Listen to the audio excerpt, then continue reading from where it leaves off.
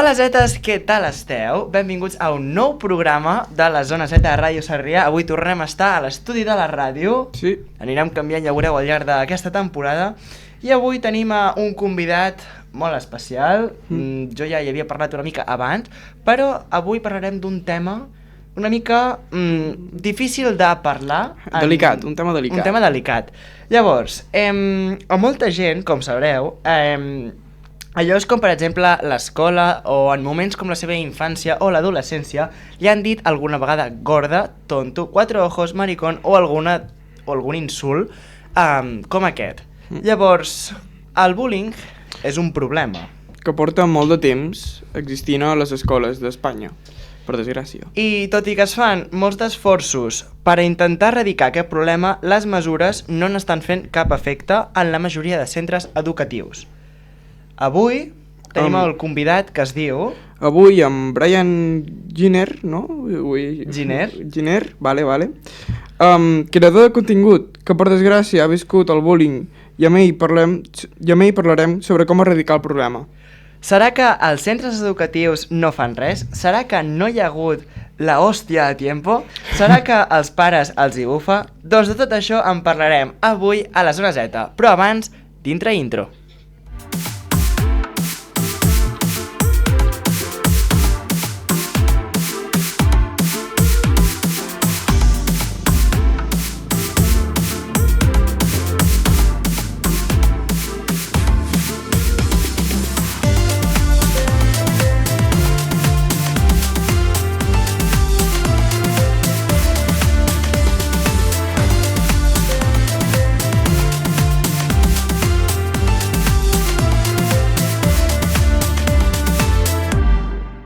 Zona Z! I això és la Zona Z. Aviam, Brian, com estàs? Hola, què tal? Com esteu? Molt bé. Molt bé, sí. I tu, com estàs? Explica'ns. Doncs molt bé, amb moltes ganes de fer ràdio. A mi m'encanta. Jo també faig ràdio, però és raro, estar a l'altra banda és molt raro. Doncs benvingut a la Zona Z. És un programa de Ràdio Sarrià en el qual fem entrevistes a gent jove i no tan jove perquè ens expliquin experiències i en parlem de diferents temes de vida. Jo entro al target, no? De jove o no entro al target? Home, i tant, Sí. Ah, vale. Dic, a veure si sóc de la generació Z. Digo, espero que sí. No. Entres en el target. Aquí no és necessari ser generació Z. Però, Vale. Aritz, introdueix el convidat al nostre primer tema. Avui, Brian, ens agradaria parlar amb tu de moltes coses, però ens agradaria començar parlant del teu llibre, El golpeado pero no derrotado. Aquest llibre narra tot el que vas viure durant els 12 anys que vas patir abús escolar. Què pretens amb aquest llibre?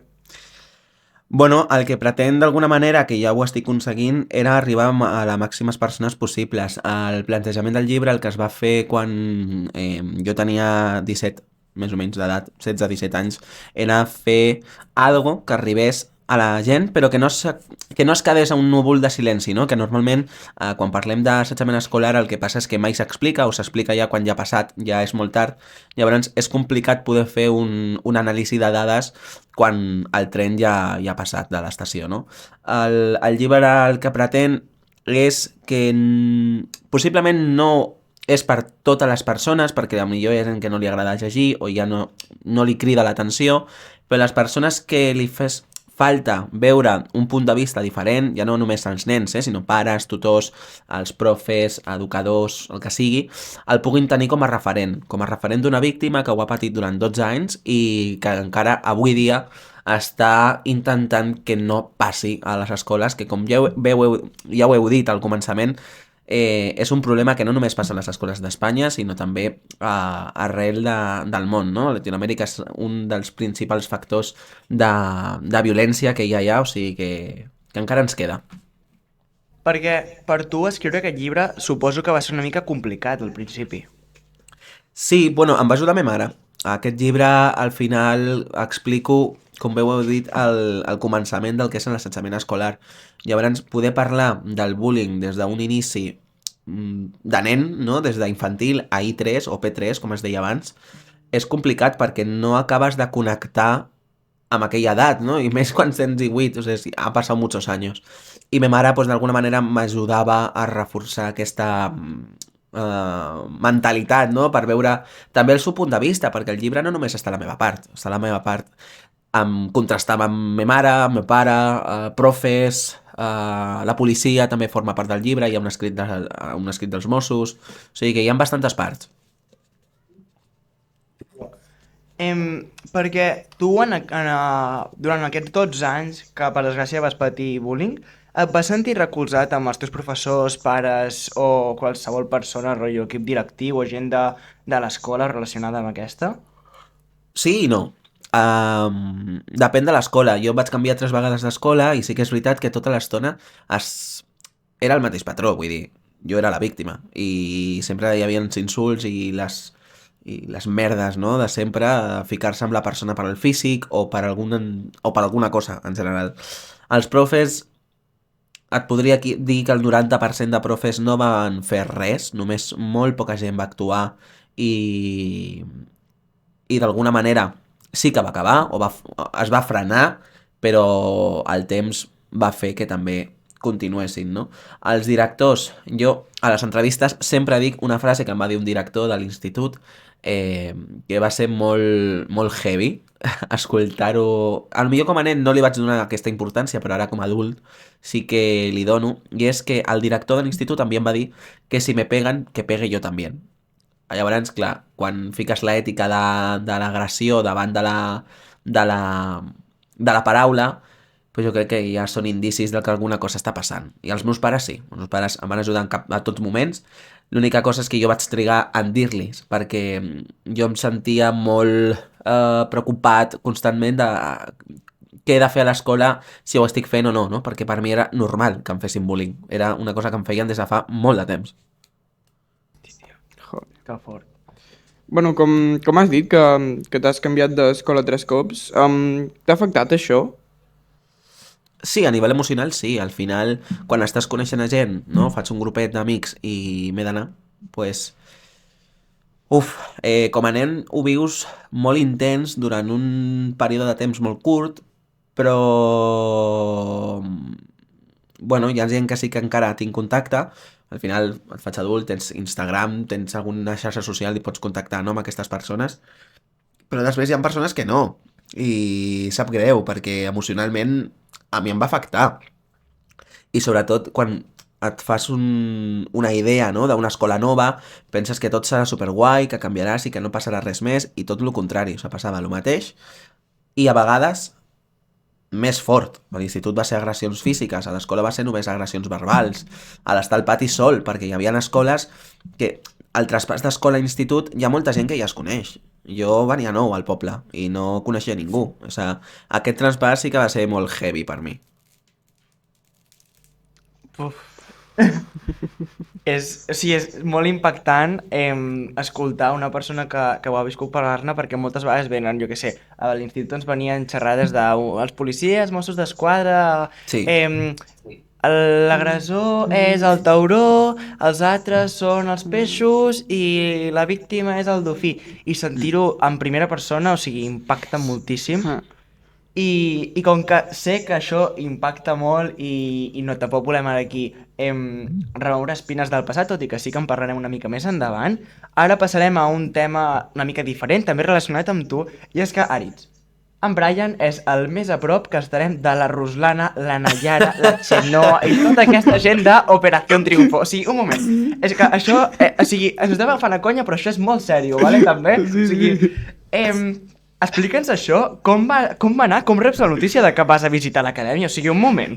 A veure, doncs a veure, això m'arriba l'any passat, vaig estar a l'edició del 2000, bueno, la del Covid, l'edició del Covid, la edició maldita, i bé, m'arriba per una convocatòria de premsa on jo volia anar a l'acadèmia, o sigui, jo queria ir fuera como fuera. I jo treballo a una ràdio i faig contingut a xarxes. Llavors ho vam estar parlant amb Jazz Music i amb la ràdio em van dir al final, mira, doncs et fiquem dins de la convocatòria, faràs una roda de premsa i després possiblement pugis a l'acadèmia. I jo, vale, estoy flipando.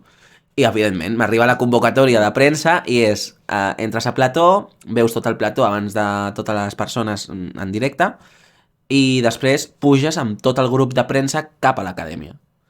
Aquesta última edició va ser igual, però amb el hàndicap de que l'acadèmia era nova. La van llançar tot avall i la van fer. Clar, ningú havia vist l'acadèmia. També aquest any tot era llogat, és a dir, tot el que hem vist aquesta edició, pràcticament tot, ja no està. El sofà ja no està, part de la cuina no està, perquè al final hi ha empreses que lloguen, no?, durant un temps. I va ser molt heavy, perquè tu veus 24 hores al YouTube, y yo, que como, ceno, meriendo y me acuesto con los concursantes, y veure't que estàs a la sala d'ensayo o a la sala del piano amb el Manu Guix, es como impactante. Dices, ¿qué hago yo aquí? ¿No? Si yo canto solo en la ducha.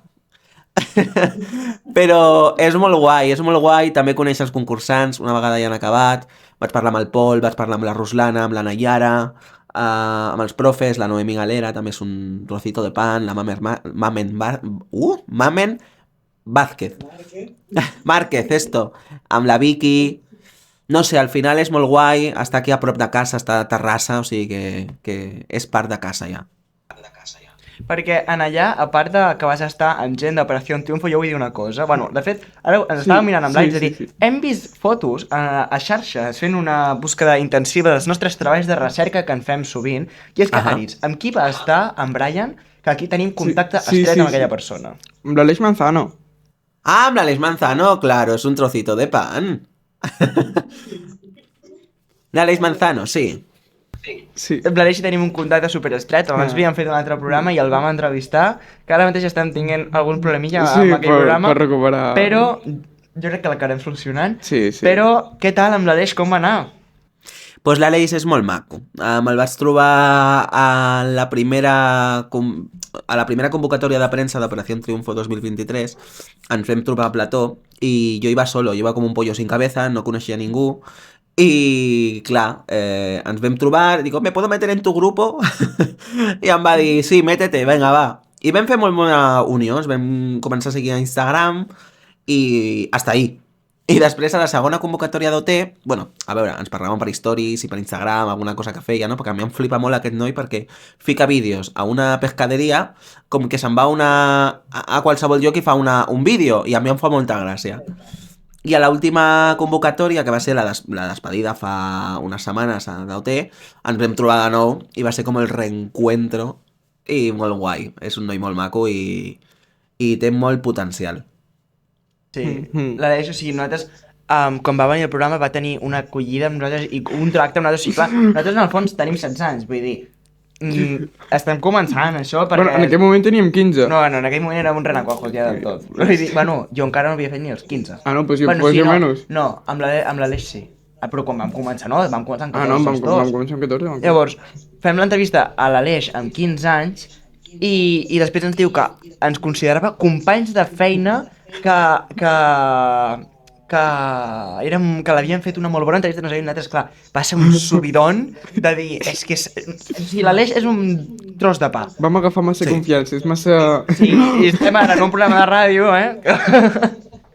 És molt proper, és un noi molt proper, i us he de dir que fer ràdio és una màgia, vull dir, la tele té un factor molt guai, que a vegades quan he estat a plató de televisió, jo crec, mira, el plató més gran i més heavy que jo he estat, com a persona presencialment, és el plató de l'Antena 3 Notícies, que ja és heavy estar allà, no? I impacta perquè tens moltes càmeres i al final potser et pots ficar una miqueta més nerviós o no, però la ràdio té una màgia que és molt especial. I quan coneixes a gent que fa ràdio, tan joves com sou vosaltres, quan veu començar, que jo feia ràdio quan tenia 11-12 anys també, o sigui que soy també... és molt guai perquè connectes amb molta gent i per fer ràdio no has de tenir un públic supergran, has de fer el que estimes i arribes també a molta gent i aquest handicap, que és el que fa l'Aleix, bueno, que l'Aleix està en tots laus, és com Jesucristo. L'altre dia quan deia que l'Aleix estava a Banyoles i jo, com no ens ha dit res aquest noi de que estava a Banyoles i nosaltres aquí esperant, dèiem algun dia el podríem portar aquí al programa, no sé què, que ho vam parlar i el dia següent veig l'Aleix a Banyoles i dic, molt bé, sense dir res, molt bé. Sí. I aviam, Aritz, Tenim una pregunta. T'agradaria dedicar-te només a crear contingut o tens pensat fer altres coses o... Bueno, Sí, o sigui... això. A veure, sí, la meva missió principal no era fer contingut. O sea, la meva missió principal era explicar la meva història i ja està. Hasta ahí cerramos persiana. El que passa és que al final vaig pensar per què no faig contingut de la meva vida, que a mi vida no li importa a nadie, perquè és una vida normal, però si ho explico d'una manera en el que jo he patit i ara ho he superat, és molt possible que molta gent connecti, perquè jo he passat per fases, o sigui, per fases de jugar a Minecraft quan tenia 12 anys i pujar gameplays a agafar una càmera i ara d'aquí un mes estic gravant tot el procés del meu pis per primera vegada, de la reforma amb la meva parella. O sigui, és que és heavy aquest canvi. És que d'això en volem parlar ara, perquè, un moment, és que això també... hem vist que ara estàs remodelant el teu pis, hem vist que ja has publicat la primera part al YouTube, Sí. no? Llavors, en aquest pis ja estàs preparant alguna cosa, algun projecte nou, algun contingut nou per alguna cosa? Sí, viure. El meu projecte és viure. No, el que tenia pensat amb la meva parella, a lo millor amb aquest pis no es pot començar, sí que es farà en un futur, perquè és una cosa que a mi m'agrada molt, és fer dailies. M'agradaria moltíssim fer daily vlogs, gravar el meu dia a dia com a projecte. Jo conec i segueixo molt a la Noemi, o Noemi, com es depèn de com ho diguis, de la família La Caramellucci. de família Caramellucci. I jo conec a la Noemi i, bueno, hem parlat alguna vegada, és molt maca i és molt guai aquest handicap, el fer contingut d'aquesta manera, i m'agradaria molt. Però, en principi, el contingut del pis és gravar la reforma, gravar tot, perquè jo ara em trobo amb 24 anys, que és molt difícil fer la independència total a un pis i poder viure tu sol, o sigui, o vas en parella amb un amic o amiga, o és molt complicat. Doncs, bueno, gravar aquest procés, com ho hem fet, quins passos hem de seguir, tema legal i també tema de mobles, en fi, tonteries, que jo amb 17 anys deia, estas cosas es de gente mayor. Pues ahora tengo 24 y estoy haciendo ese contenido. Pues sí. I després ens pregunta, entro dintre el target? Amb 24 anys, per favor. Yo ahora estoy con rol en la red. O sea, estoy innovando el contenido. Bueno, no sabem si es pot dir de què treballes o no, però per què vas decidir treballar del que estàs treballant ara? Bueno, jo estic treballant d'integrador social a una escola de primària. I bé, estic amb nanos constantment, bueno, constantment no, cada dia, d'una edat, doncs, bueno, mira, des de I3, o sigui, des de 3 anys fins als 12, que és 6è.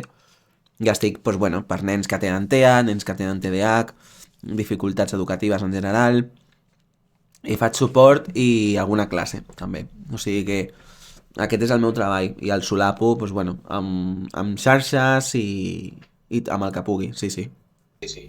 Perquè dintre de xarxes, quin contingut prefereixes crear? Doncs mira, jo sóc molt fan de poder anar a qualsevol lloc i gravar-ho. Ja, mira, si és un viatge, gravar el viatge i ficar-ho a YouTube. És que jo crec que també aquí hi ha o sigui, cada xarxa té el seu contingut, no?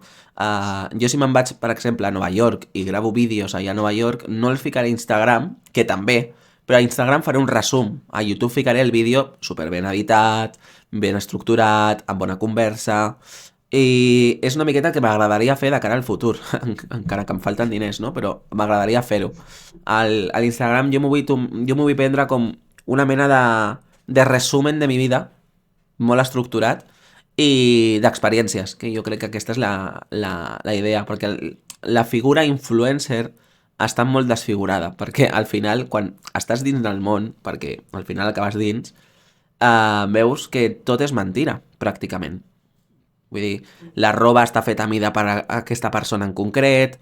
Clar, després vas a comprar aquesta prenda de roba i no et queda igual que la figura del noi o la noia, perquè lògicament està fent a mida, no? Jo què sé, hi ha cosetes que són secrets que hi ha dins que no s'expliquen si no estàs dins. I és complicat. El món influencer, més enllà d'arribar a la gent, és molt complicat. Bueno, et volíem preguntar també com portes el fet de fer tantes entrevistes? Bueno, d'allò feo que em facin. O sigui, Bueno. de que ells t'entrevistin a tu. Sí, sí. Doncs bé, també depèn del mitjà de comunicació, perquè sí que és veritat que al final m'ho prenc igual si és Antena 3, com si és Telecinco, com si és 4, o sigui, a mi la cadena em dona igual, però depèn la persona que em faci l'entrevista, perquè hi ha persones que connectes i hi ha persones que són robots. I jo, per fer una entrevista, m'agrada conversar, m'agrada parlar. No m'agrada dir pregunta-resposta, m'agrada al final i amb una pregunta potser te sale otra i connectes i no sé què. Aquestes coses són les guais, no? És lo maco de la ràdio, que et dona la possibilitat d'improvisar. I això a mi me fascina.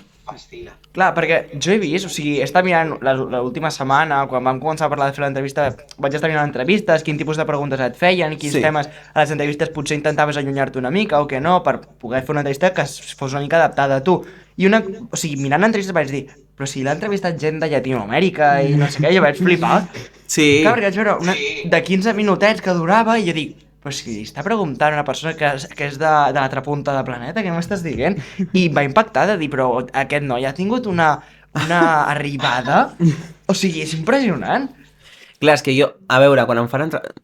aquesta que dius tu és de l'Antonella Martí, que és una política d'Argentina, però que està a Estats Units, i em va fer una entrevista per el BBC, que és heavy, per a Nova York, és molt heavy. Clar, amb aquesta entrevista em van contactar al Canal Arte, que el Canal Arte és un canal que està a Alemanya i a França, on em van fer un documental que literalment en 2 dies va agafar 1,5 milió de visites. És una locura. I es va doblar, la meva veu es va doblar en 6 o 7 països diferents. Com? O sigui, però quina barbaritat. Això és una locura. Bueno, Dani, podríem dir que ara mateix estem amb la persona que potser és més coneguda de tot el programa del que portem fins Sí, ara. sí. Ah, vale, perquè dius, del món no, ni de conya. Em coneixen a la meva casa.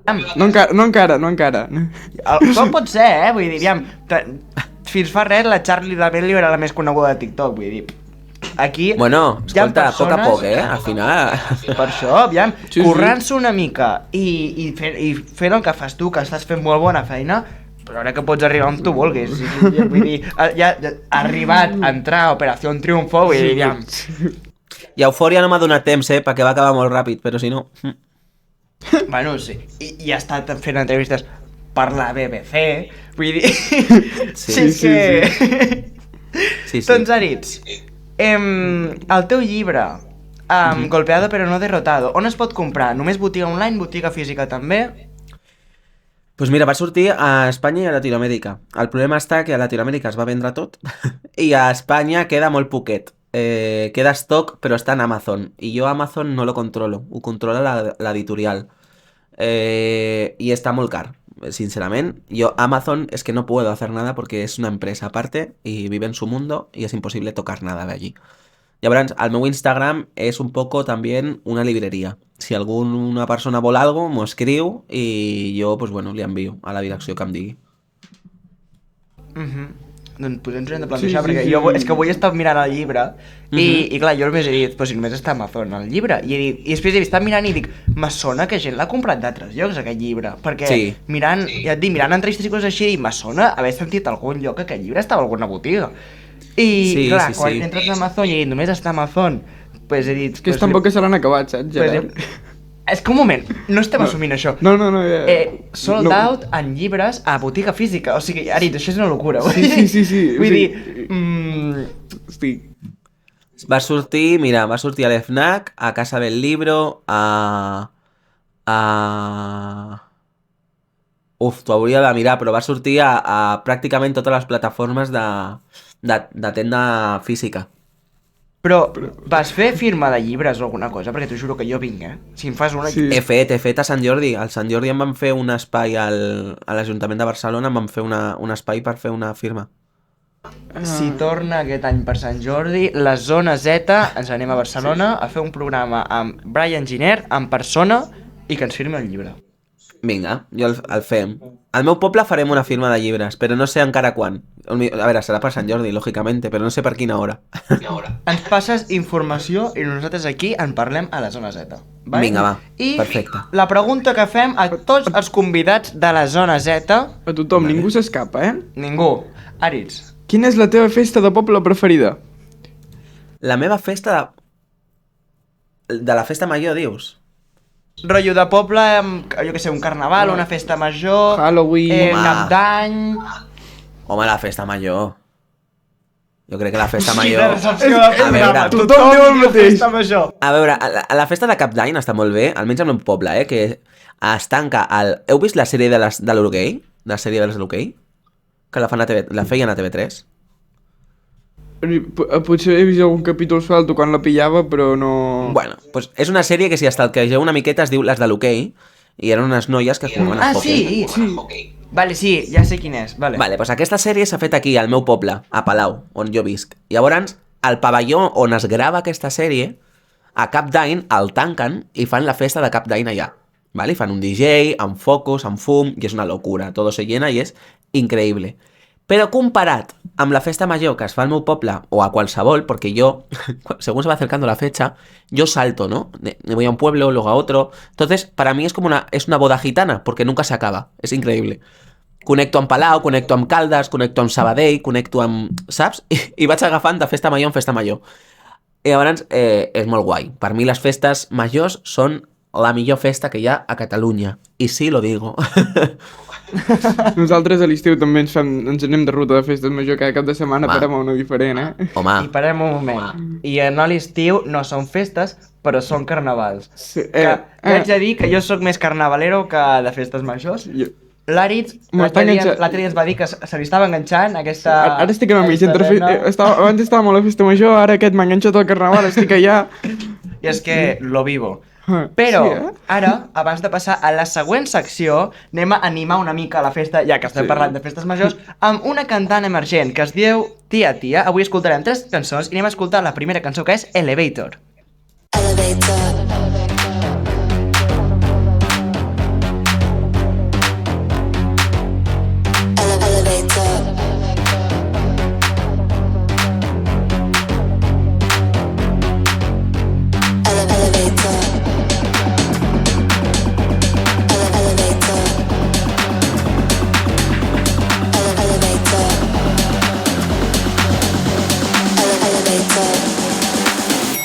Straight to the top.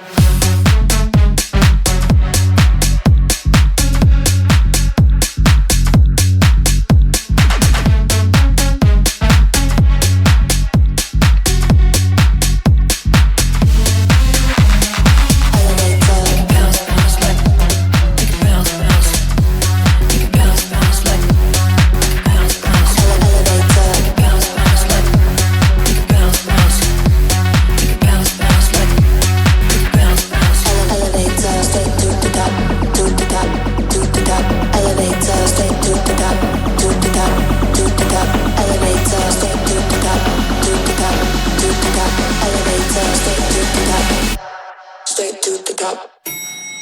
Going up.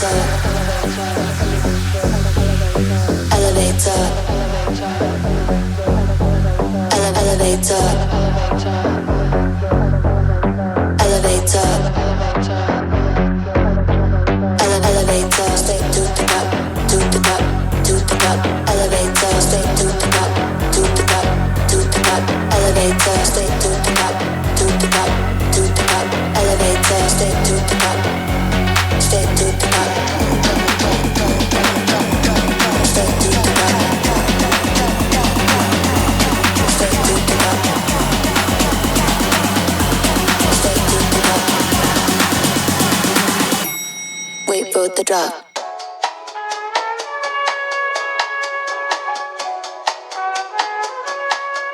Going up.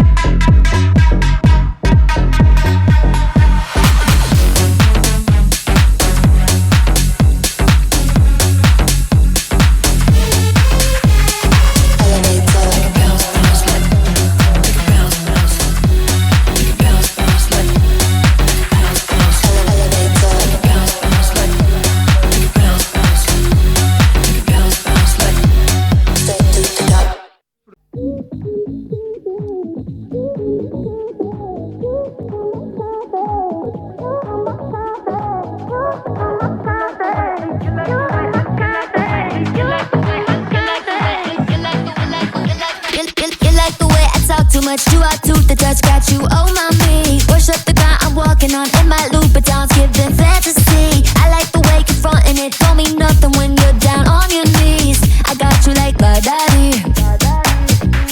I'm heaven sent, and I make you wanna get it. It's always innocent, till I play your heart again. It's always how this ends.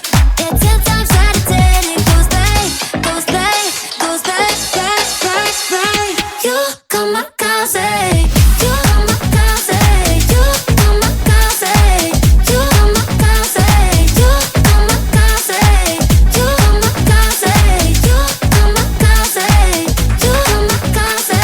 Da da da, da da da, kamikaze. Da da da, da da da, kamikaze. Da da da, da da da, kamikaze. Da da da. I like the way I call the shots, bottles popping up, I'm the centerpiece. I like to run the tab way up, I like to call the bluff when they say it's free. You like the way I take control, Uber take us home, got that SUV. I got you like my daddy.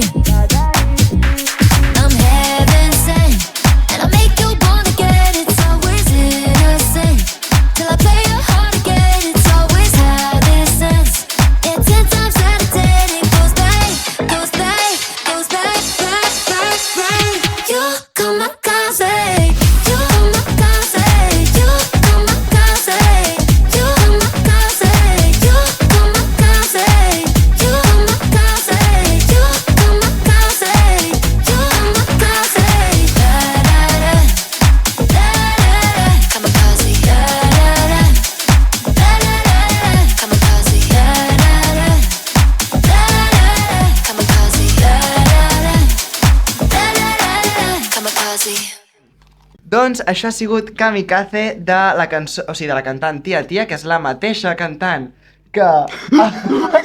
Vale, ara és que esteu veient el vídeo, veureu un liu aquí de cables, però bueno, ja ho tenim solucionat. Vale. La cantant és Tia Tia, que com us he dit és una cantant emergent, i ara estem a una secció que és una mica més de... més profunda, una secció que tornem al principi del programa, que es diu El Debat. Com és una secció en la que parlem d'un tema concret, i el tema d'avui és erradicar el bullying. Llavors, parlarem ara amb en Brian, que el tornem a tenir aquí, no ha marxat, no us preocupeu, aquest noi tan maco segueix aquí amb nosaltres. Llavors, anem a començar amb aquest petit debat, vale? I per començar, Brian, et volem fer una pregunta, que és: quins creus que són els efectes de l'abús escolar en la teva vida escolar? Els efectes... vols dir els motius, realment, no? No, o sigui, els efectes que et produeixen a tu, rotllo, com et senties, com et feien estar emocionalment, físicament, que més o menys és una mica el que ens has explicat, però si vols profunditzar en alguna cosa que no us hagi... Sí, bueno, la dependència emocional jo crec que és el problema més greu que té l'assetjament escolar, perquè quan t'ho fan cada dia acabes creient que el culpable ets tu, no? I d'alguna manera tu creus cada dia més i pots arribar a una depressió, no? Jo vaig arribar a una depressió, 2 intents de suïcidi, i bueno, no vaig fer res perquè els meus pares em van frenar i perquè em van ajudar i de més. Després tenia molt bona companyia, molts bons amics que em van també orientar i ajudar en el seu moment, Però bueno, és que el bullying realment mata. El bullying és un problema social molt gran. Jo estic amb un pare que es diu José Manuel, amb una plataforma que es diu Trencats, que la porto jo, ell i més persones. Hi ha una bocada dins, hi ha, en fi, profes d'universitat, de primària...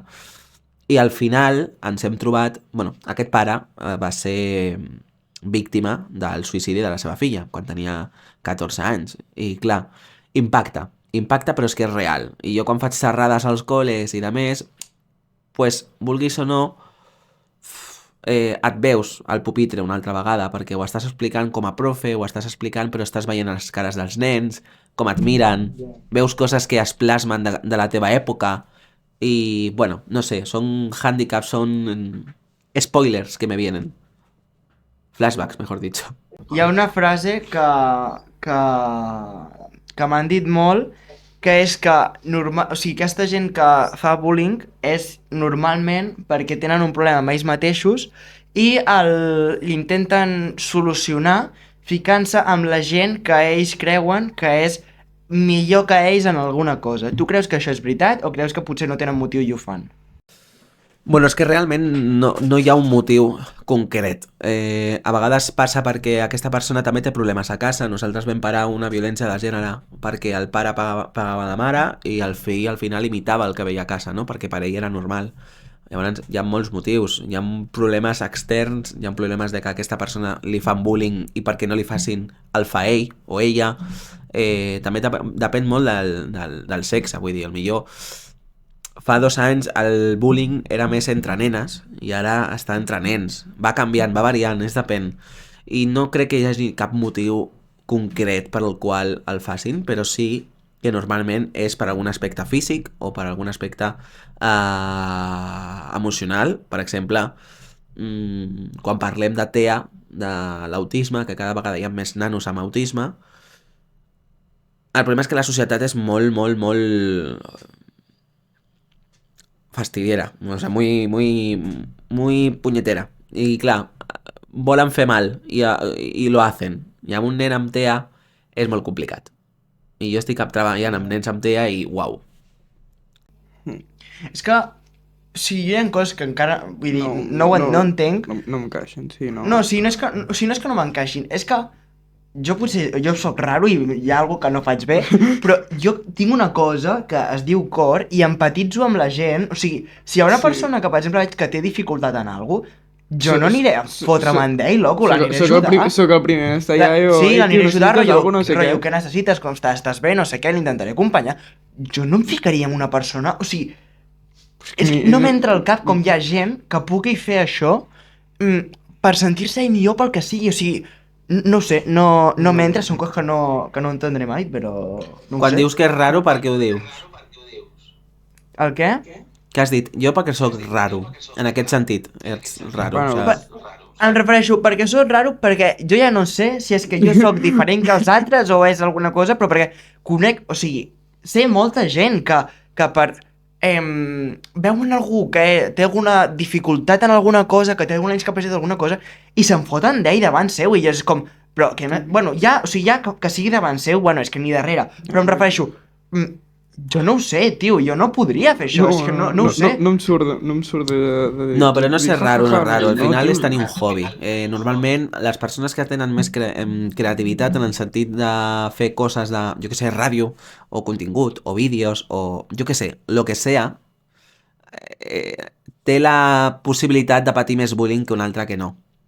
O sea, abans fer musicalis era ese pringao de clase que està gravant con el mòbil i ara la primera aplicació que hi ha al món és TikTok, que era Musical.ly. Llavors, clar, ara quin és el pringao? Si tot el mundo lo usa. No sé. O Minecraft va tindre la seva època en plan, buah, jugo a Minecraft, no sé què, niño rata, Minecraft, mira, jo tinc una frase, a mi em criticaven per al Minecraft i em vaig tatuar una frase que el veureu al vídeo que dice creativo. És el comandament que es ficava al joc per tenir creativitat al joc i poder agafar el que vulguis. I jo, aquesta frase, me la tatué. M'he tatuado /creativo. I és que, o sigui, no, t'ho juro, jo és que no, o sigui, no entenc És que és el que deia, no m'entra al cap com no pots deixar una persona fer el que vulgui tranquil·lament, que no està molestant ningú. Nosaltres estem aquí amb l'Aritz fent un programa de ràdio, no entenc a qui molestem, perquè, per exemple, de moment no ens han dit res, però en un altre programa, en el de The Night Club, ja t'ho vaig dir al primer programa, que parlàvem de haters, que ja ens van dir que no sé què, és que no tenéis edat, que no sé què, que estáis haciendo jo. Deixa'ns en pau, tio, no ens miris. Estem molestant algú fent un programa de ràdio? No, estem parlant aquí amb gent supermaca, hem parlat amb la Joss Joe, hem parlat amb en Jordi Paretas, hem parlat amb els De Niros, hem parlat ara amb en Brian. Tothom superbé, no estem molestant ningú. Vols deixar ser feliç a una persona i deixar-te de molestar gent? Si tens algun problema, per això hi ha línies com, per exemple, Obrofil, que és un servei de missatgeria, bueno, està dintre el WhatsApp, és un número de telèfon, que és 680 35 41 55, amb el qual pots, si necessites parlar amb algú o ajuda psicològica, pots parlar amb aquest servei de WhatsApp, que és del Departament de... Bueno, és de la Generalitat. Llavors, si ho necessiteu, teniu aquí el número en pantalla, si no us l'acabem de dir, i el trobareu apuntat al nostre Instagram per si algú el necessita. Jo t'hi diré que a mi m'agrada molt, que em critiquin. A mi me pone cachondo. a mi que em critiquin m'agrada molt i et diré per què. Perquè l'altra persona està perdent temps, que és l'única cosa que tenim tots i que al final s'acaba. I que una persona estigui perdent el temps en criticar-me a mi és com, gràcies per perder tu tiempo en mi. Jo t'ho juro, això cada vegada... o sigui, quan va començar a The Night Club vaig quedar impressionat de dir, és que no entenc. O sigui, ara, un senyor que també és el que parlàvem, anònim, no sé què... Perquè això és una altra cosa, ja estem entrant en ciberbullying, que si això, per exemple, perquè va ser aquest comentari que tampoc d'això, però si hagués pogut anar més tranquil·lament, però que jo deia, em vaig quedar impactat de dir això, però després em van arribar ja cap a mi personals, que tampoc és que tingui molts seguidors ni res, però em vaig quedar flipant. I jo els ho que ha passat, dic, que aquesta persona ara a mi m'hagi enviat un missatge, diguem-me qualsevol xorrada, ostres, gràcies per enviar-me un WhatsApp a mi i no enviar-li a un altre, coi, em sento important. Soc aquí influencer. Bueno, sobre que es pot denunciar, és que també... Clar, com estic també dins de... Jo col·laboro amb els Mossos d'Esquadra, hi ha moltes coses que jo no sabia i que m'han anat explicant, no? Però una captura de WhatsApp, per exemple, o de qualsevol xarxa social, és una prova legal per fer un judici o per fer una denúncia. Clar, però saps el problema que hi ha en això? És que hi ha moltes aplicacions per falsificar WhatsApps i després s'han trobat en casos que l'agressor, diguéssim, ha modificat el WhatsApp en aquella aplicació i clar, tenien dos missatges de xat diferents i deien, és que un diu una cosa que no té res a veure i l'altre diu una altra cosa. Clar, però per això està el núvol de cada xarxa social. O sigui, tu quan fas una conversa i la borres del dispositiu teu i del seu, segurament, i del núvol d'Android o d'Apple o de l'iCloud, però no es borra des de WhatsApp. Quan es fa una denúncia judicial, es demana el núvol d'aquesta persona a l'aplicació, al fundador de WhatsApp. I allà es pot contrastar, es pot veure si és veritat o no. També hi ha molta gent que ni ho denuncia. Per què creus que no es denuncia l'abús? Bueno, per por o perquè a vegades quan parlem... O sigui, jo crec que hi ha molt tema tabú encara. No hi ha connexió en aquest tema i costa molt d'explicar. Quan a vegades parlem de... Yo qué sé, me voy de otro tema, ¿no? O sea, voy a hacer otro salto de tema. Però de sexe, per exemple, a les classes, i parlem de la pornografia i parlem de tot, és una imatge que s'ha d'explicar perquè hi ha nanos que creuen que la pornografia és tal qual com es veu, quan no, és un cine, és imitació, són actors i no és la realitat. I hi ha molta gent que després ho fica a pràctica quan no hauria de ser així. I costa molt fer el contrast aquesta informació perquè encara és tabú. I costa molt, moltíssim. No només als nens, sinó també per les famílies. Perquè, o sigui, tu creus que quan, per exemple, o sigui, costa molt quan t'està passant això explicar-ho a algú, perquè, o sigui, sincerament, pues, costa. Però tu creus que després quan ho expliques, per exemple, a un professor, a la majoria de professors els hi bufa el que els estàs dient? O ho intenten evitar perquè és com que pot deixar malament al centre, entre cometes? Pues, a veure, m'agradaria pensar que no, sincerament. M'agradaria pensar que no els hi bufa, però sí que és veritat que hi ha molts casos que sí, els hi bufa. No només als profes, sinó al centre, a l'equip directiu. Per imatge, per lo que me van a poner en Google, les ressenyes... no sé, jo vaig parlar amb Andorra, amb una de les professores del... Bueno, a Andorra hi ha una escola que es diu Sant Ermengol, que és l'escola principal d'allà, on hi ha nanos... Spoiler, nanos d'influencers, ¿vale? Jo he fet una xerrada al col·le en concret de 2 influencers. Tu, però un moment, és que això... Després- Estàs parlant aquí, fa res Escolta. parlant d'Operació Triunfo, després que aquest noi té doblatge a no sé quants països, que ha estat donant xerrades a menors d'influents, però aquí, Aritz, amb qui estem parlant aquí? Potser hem de rendir aquí, fer-li una reverència Sí. No puc dir en És que... antena, no puc dir quines persones és, perquè aquestes persones, influencers, m'han escrit i m'han dit, por favor, que no se diga que ahí están mis hijos o mis hijas. O sea, m'ho han dit a mi, o sea, m'han escrit. I, És que això és molt loco. i no es pot dir, però ja t'ho diré. O sea, després ho dic. Però a aquest col·le en concret hi ha bullying, s'ha fet molt de bullying, i Andorra, aquest col·le en preferència, va dir públicament que ho patien i s'intentava erradicar. Xerrades, pràctiques, anant a treballar l'empatia, a treballar les emocions, es practica per intentar solucionar l'assetjament. I que una escola ho digui públicament, com una escola d'Andorra, que és la principal que hi ha allà, ostres, és molt guai i és molt heavy. Bueno, i és que jo crec que hauria de ser Sí, lo normal, però... Sí. Hauria de ser lo normal, Lo normal hauria de correcte, ser que però no no n'hi ho hagués, és. però- Bueno, sí, però vull dir, sapiguent, Sí. sapiguent que n'hi ha, lo normal seria que de dir, cony, doncs posem-li remei a lo que està passant i no intentem tapar o dir no passa res, tot està bé, perquè és que no fotem, no està bé.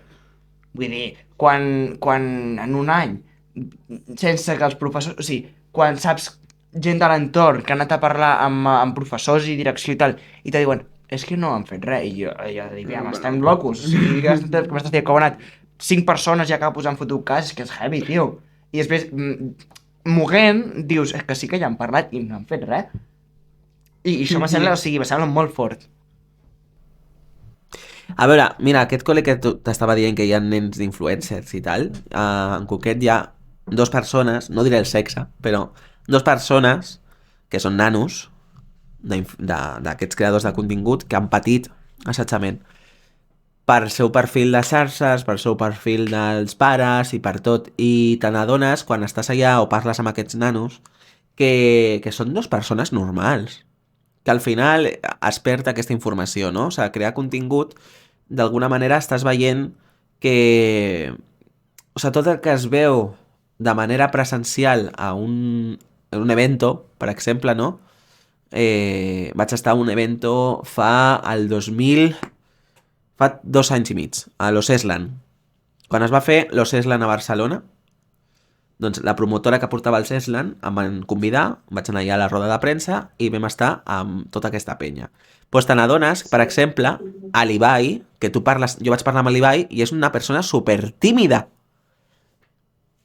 I es fiquen amb l'Ibai, i es fiquen moltíssim amb ell, i és una persona molt tímida. L'Illo Juan, la Masi, són 2 persones també supermacos, però que són molt de tu a tu. La Masi, que és la d'Operació Triunfo. La Masi, correcte, sí. ¡La de 3.000 euros! Sabéis que ING quiere ayudaros en vuestra formación, tanto aquí en la academia como cuando salgáis fuera, en el mundo real. Es por eso que el nómada favorito de la semana se llevará en su cuenta no cuenta 3.000 euros. Además, muy bien, un aplauso, claro que sí. Con la cuenta ING, la cuenta no cuenta de... Sí. Són persones maques, però que han patit també alguna vegada assetjament, i després les veus en persona i no té res a veure amb el que es plasma a una pantalla, no? Ja, és que... O sigui, en el fons jo crec que en una xarxa com així, jo crec que el que s'intenta és donar una imatge de tranquil·litat, de dir, rotllo, no passa res, però després jo crec que tu veus en persona, o sigui, com són aquestes persones, perquè després en persona ja veus un altre tarannà. Jo crec que tampoc es poden estar amagant Bueno, amagant. Diguéssim, intentar fingir algú que no és tot el dia. No, clar, efectivament, i si fas directe? Pues imagina't. No, que si fas directe, per exemple, com qualsevol streamer que estigui moltes hores, és impossible que estiguin aguantant tota l'estona un personatge. És que és impossible.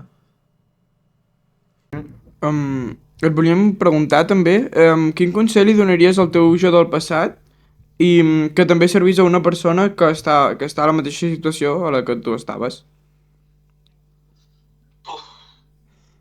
Saps què passa? Que a la meva època no hi havia protocols d'assetjament escolar. Ni las xarxes, no existia Instagram. És que suena muy a la edad del Cretácico, però és No, que no, però vull dir, existia. aviam, que tampoc fa tant. No, que va, sí, hace nada. Pero es que no existían.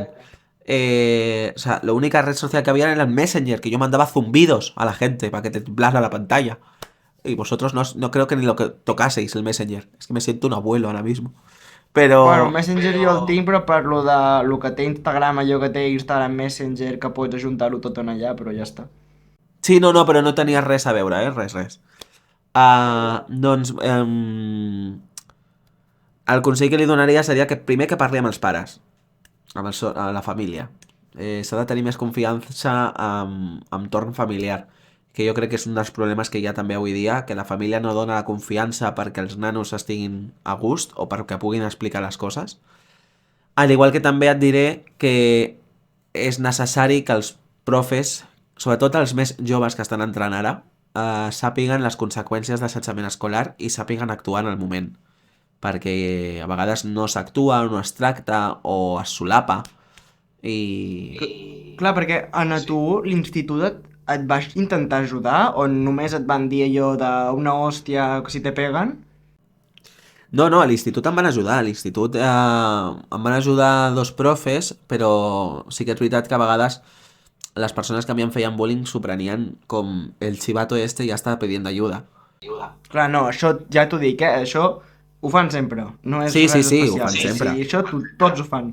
Però bueno, jo encara avui dia amb aquests profes, bueno, els tinc a WhatsApp i a vegades quedem aquí al poble per fer algun cafè, o sigui, hi ha molt bon rotllo. Però a mi em portaven com a la sala d'actes de l'institut, on hi havia focus i tal, i on es feia la festa de fi de curs, la festa de Nadal, i jo era la persona encarregada de connectar tots els focus, els micros, la música, que tot sonés bé i que tot estigués a punt, jo sol. I bueno, era com un hobby molt maco, molt guai, que em van ajudar i sobretot quan jo estava malament a classe, doncs bueno, em treien i em portaven allà per poder aprendre.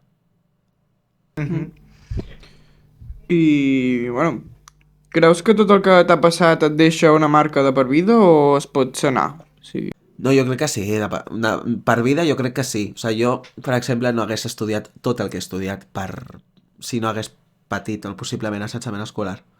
O sigui, a mi m'agrada molt estar en contacte amb persones i, us ho dic, he estudiat moltes coses diferents, però tot tenen una connexió amb la gent. O sigui, jo, per exemple, auxiliar d'infermeria vaig estudiar per estar molt a prop de la gent i poder comprendre i poder estar amb persones grans i poder tenir experiències. Després integrador social, AD també vaig estudiar, vaig fer cursos, no sé, són coses que m'agrada molt estar en contacte per poder veure diferents punts de vista i poder conèixer experiències noves. Potser si no hagués patit assetjament escolar, que no vull dir que estigués bé, però potser no seria la persona que seria avui dia, seria molt diferent. Però sí, em queden marques, clar que sí. I ara, per acabar amb el debat i gairebé ja amb el programa, ens agradaria saber com creus tu que es podria erradicar el bullying? Uf, és molt difícil aquesta pregunta. Avui dia erradicar el bullying és impossible. Avui dia, perquè no és cosa només de l'Estat i de l'escola, sinó també són de les famílies i de que hi hagi una llei. I actualment no hi ha cap llei d'assetjament escolar. És que no. Només hi ha un protocol i un protocol que és un caos per poder activar-ho. Llavors és molt difícil. S'ha de fer un treball en grup, s'ha de fer molta lluita i al final és un treball en equip. Famílies, profes i a l'Estat en general. Si les tres... De fet, a vegades costa de trobar aquest equip. Sí. Perquè no només... A veure, problemes hi ha a tots els jocs i a vegades l'equip directiu no és el millor o el professorat no és el millor i fer equip en un ambient que no estàs a gust és molt difícil per tractar aquests temes, no? Hi ha profes que, bueno, acaba la jornada, me voy pa casa i no m'acordo de ti. I hi ha profes que literalment donen la vida per als nanos, que se'n van a casa i estan ratllats per veure com estan els nanos. Així que, no sé, aquests profes són els que necessitem. Doncs la veritat és que sí. I Brian, estem ja acabant el programa. Moltíssimes gràcies per venir a la Zona Z. Amb l'Àrit jo crec que ens agrada molt poder tenir aquesta conversa amb tu. Esperem que t'hagis passat superbé amb nosaltres. Home, i tant! I tant! Però si torna... Sí, ja si et podem tenir aquí aviat. I ara us deixem a tots vosaltres amb una miqueta de musiqueta i ens veiem d'aquí 2 setmanes, el divendres que ve, no l'altre, a les 8 del vespre a Ràdio Sarrià. Moltes gràcies a tots i ens veiem. Adeu! Adeu!